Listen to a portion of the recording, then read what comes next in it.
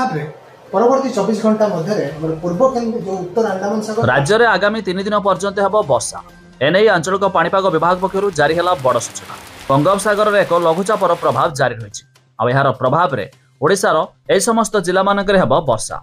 आसतु संपूर्ण अपडेट जानिबा ता पूर्व वीडियो को लाइक करंतु, सब्सक्राइब करन थिले एवं सब्सक्राइब करी पाखर थिबा घंटी चिन्ह को दबाई दियंतु। दक्षिण बंगोपसागर में लघुचाप सक्रिय तेज आसंता 3 दिन जाए राज्य में वर्षा लगी रहिबो।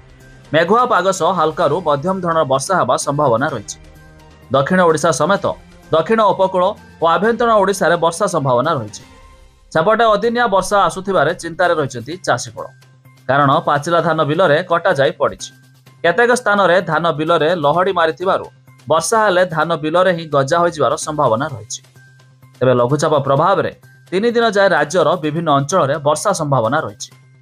तेबे आसंता 24 घंटा राज्यर विभिन्न स्थान में हाल्करू मध्यम धरणर वर्षा संभावना रही।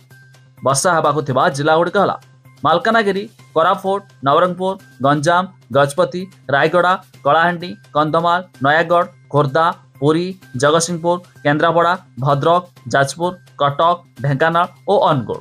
सेहिपरि आसंता काली उपकूल ओडिशार किछि स्थान में वर्षा हेबार संभावना रही। एपटे आसुछि लघुचाप वर्षा, सेपटे चिंतारे चाषी।